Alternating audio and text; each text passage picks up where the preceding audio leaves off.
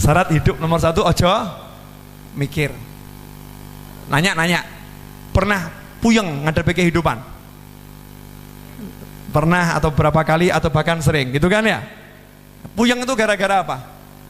Mikir. Nah, berarti kan mikir salah tuh. Karena mikir jadi puyeng. Betul. Coba jenengan makannya kan makanan yang sehat toh, bersih ya, daging, macam-macam makan. Jadi penyakit enggak jadi penyakit kebanyakan? Jadi penyakit. Orang gila makannya makanan kotor, sakit atau sehat?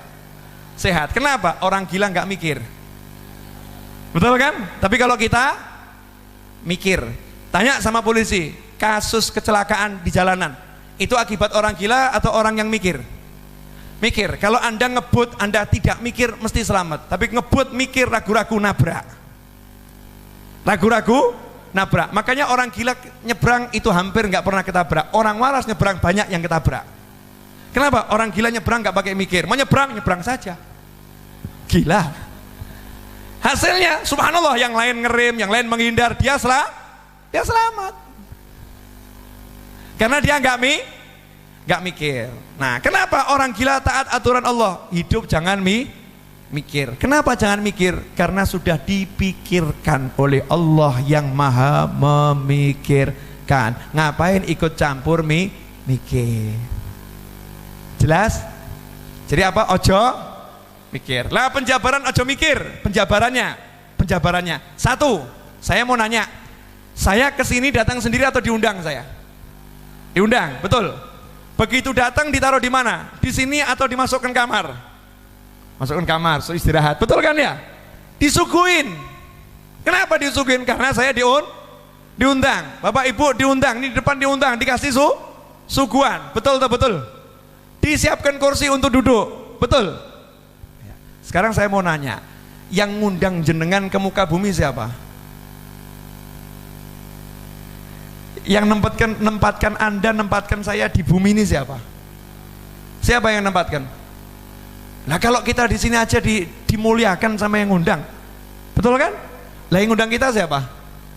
Nanya, yang ngundang kita siapa di muka bumi? Yang meniupkan ruh itu di muka bumi ini jadi manusia siapa? Yang datangkan kita ke muka bumi siapa? Lah kira-kira Allah jamin enggak kehidupan kita di muka bumi? Lah kenapa Anda masih mikir dan ragu? Kurang ajar kan? Wa ma min dabbatin fil ardi illa 'alallahi rizquha. Beb, nyatanya banyak yang susah gara-gara dia menyalahi aturan mikir.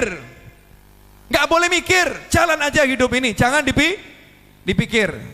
Contoh ya. Contoh sederhana. Allah udah nyiapkan semuanya. Ya, kita nggak usah mikir. Kalau kita mikir jadinya nggak bagus. Begini loh ya. Misal saya datang gini. Nah, Bib ini ada tempat istirahatnya enggak, Bib? Tempatnya royet enggak? Zen enggak tempatnya? Kira-kira gawa ada enggak? Kopi ada enggak? Teh ada enggak, Bib? Kira-kira gimana? Saya nanti kalau pengen teh bisa dapat enggak? Saya ngomong gitu terus. Habibnya nyaman enggak? Enggak nyaman. Dianggap saya ini orang yang benar atau enggak benar nih? Enggak benar karena meragukan yang ngundang. Betul kan ya? Kalau bahasa lain, bahasa Jawa, kalimat cetok, kurang ajar kan begitu ya? Enggak tahu diri. Itu baru kepada beliau. Lah kepada Allah Ta'ala, Gusti ya Allah, pripun ya Allah, ini besok mau makan apa ya Allah ya?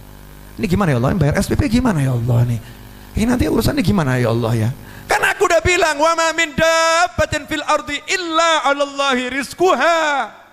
Udah aku jamin dan aku umumkan. Ngapain kamu meragukan aku? Masih ragu, ya silahkan mumet. Akhirnya Allah marah. Wis gak usah kei kopi, gak usah kei teh. Mikir dewe. Paham? Paham enggak? Jangan mikir. Yang kedua, masalah itu tidak ada. Jadi kalau orang hidup mengeluhkan masalah terus, berarti orang itu mati, nggak hidup. Masalah itu tidak pernah ada, tidak ada masalah. Bib, nyatanya ada masalah, nggak ada. Contoh, ada orang punya utang, masalah nggak? Masalah kalau nggak bisa bayar. Betul kan? Kalau bisa bayar, jadi masalah? Enggak. Ada orang jatuh, masalah enggak? Masalah. Tapi kalau bisa bangun, enggak jadi masalah. Setiap masalah kalau ada solusi namanya bukan masalah. Betul kan? Nah hebatnya Allah tuh, Allah kasih masalah nggak ada solusi. Masalah selalu udah ada solusi di dalamnya. Fa inna ma'al usri yusron, inna ma'al usri yusra. Setiap masalah itu ada solusi, dan hebatnya bukan cuma itu. Masalah plus solusi plus rezeki. Jadi kalau datang masalah itu selalu ada rezeki di dalamnya. Bingung. Loh, saya nggak asal ngomong ini. Jadi mulai nanti kalau kepleset bilang alhamdulillah rezeki mau datang. Ya. Dalilnya mana? Wa may yattaqillaha yaj'al lahu makhraja wa yarzuqhu min haitsu la yahtasib. Masalah. Wa may yattaqillaha yaj'al lahu makhraja, Allah beri solusi untuk masalahnya. Wa yarzuqhu, dan Allah memberinya rezeki dari arah yang nggak pernah bisa dia pikir. Lalu Allah aja udah ngasih tahu rezekimu tuh nggak bisa kamu pikir, kok kita nggak ya mikir? Kan nyalahi aturan Allah. Paham ya? Jadi ada masalah, ada solusi, ada rezeki. Satu paket. Syaratnya cuma satu. Awal tadi jangan mikir, tapi ngapain? Zikir. Wa ma khalaqtul jinna wal insa illa liya'budun. Enggak usah mikir, salat. Baca Al-Qur'an. Cari ilmu. Senangkan orang tua. Senangkan anak. Senangkan pasangan hidup. Silaturahim. Waktu ke pasar, ya ke pasar. Kerja. Jalani aja aturannya Allah. Gak usah mikir, nanti sistemnya Allah yang akan kerja. Selesai masalah. Lah kita kan enggak. Takwanya hilang. Mikir masalah, mumet toh.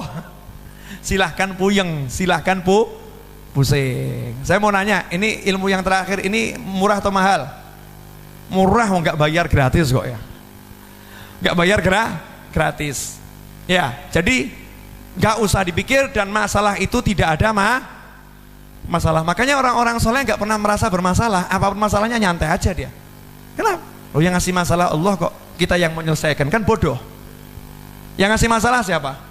Allah. Masa kita yang mau menyelesaikan? Bisa menyelesaikan masalah yang ngasih Allah. Baru masalah yang ngasih orang yang agak kuat aja kita bingung, gitu kan ya? Nah kalau masalah yang ngasih Allah bisa kita menyelesaikan?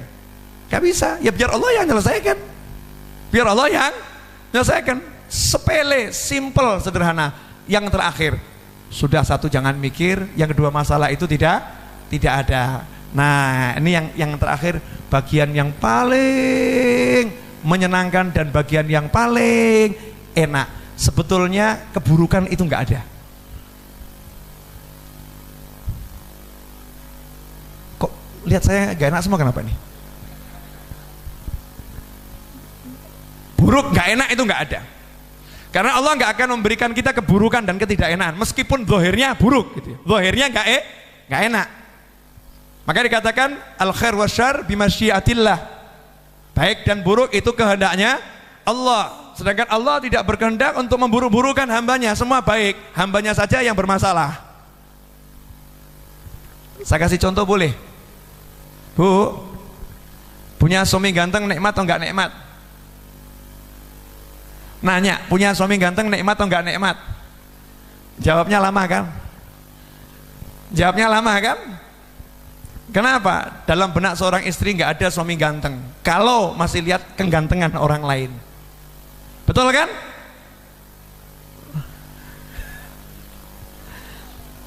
Seganteng-gantengnya suami Anda kalau lihat saya kalah ganteng. Misal gitu ya. Ada orang gitu, seganteng-gantengnya suami Anda lihat saya kalah ganteng, karena orang yang ngomong itu gantengnya luar biasa. Lah kalau hidupnya cuma lihat orang ganteng, suaminya jadi jelek. Suaminya jadi jelek. Akhirnya dia pulang ke rumah ketemu orang jelek. Akhirnya pulang ke rumah merasa punya suami yang jelek. Akhirnya pulang ke rumah merasa dirinya rugi menikah dengan suami yang seperti, ya Bu ya. Padahal punya suami jelek itu syukurnya double. Kenapa? Perempuan lain gak ada yang mau. Karena suaminya jelek. Sama suami punya istri kok jelek. Punya istri jelek. Lihat istri orang lain kok cantik, lihat wanita lain kok cantik. Semakin lihat yang cantik-cantik, yang udah nyata-nyata jelek ini semakin jelek. Gak usah pakai lihat yang lain aja udah jelek, apalagi lihat yang lain jadinya jelek. Betul. Nah, ada satu aturan hidup yang kita langgar. Udah diperingatkan sama Nabi, aturan hidup. Urusan dunia ini ya, ganteng, sugih, melarat, sehat, sakit, urusannya begitu-begitu. Jangan pernah lihat yang lebih sukses, dan bahkan jangan pernah lihat orang sukses. Suruh lihat orang yang susah. Itu aturannya Nabi. Lihat aja yang lebih susah, udah itu aturan Nabi. Kalau kita langgar aturan ketiga ini, habis semua hidup kita. Contoh, ada orang kakinya patah. Itu nikmat atau enggak nikmat? Baik atau buruk? Buruk kan? Kenapa dia lihat buruk? Karena dia lihat orang yang kakinya tidak patah. Karena dia lihat orang yang sehat, maka dia lihat yang namanya kaki patah itu buruk. Tapi coba kalau lihat orang yang punya kaki cuman separuh,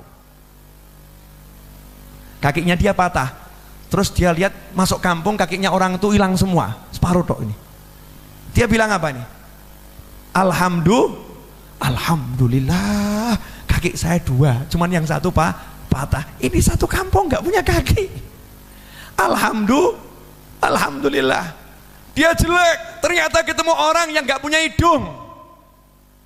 Alhamdulillah saya jelek, tapi wajah lengkap daripada yang itu tuh nggak punya hidung. Begitu dia lihat yang lebih jelek, lihat yang lebih susah, lihat yang lebih sakit, maka yang dia alami itu jadinya nikmat.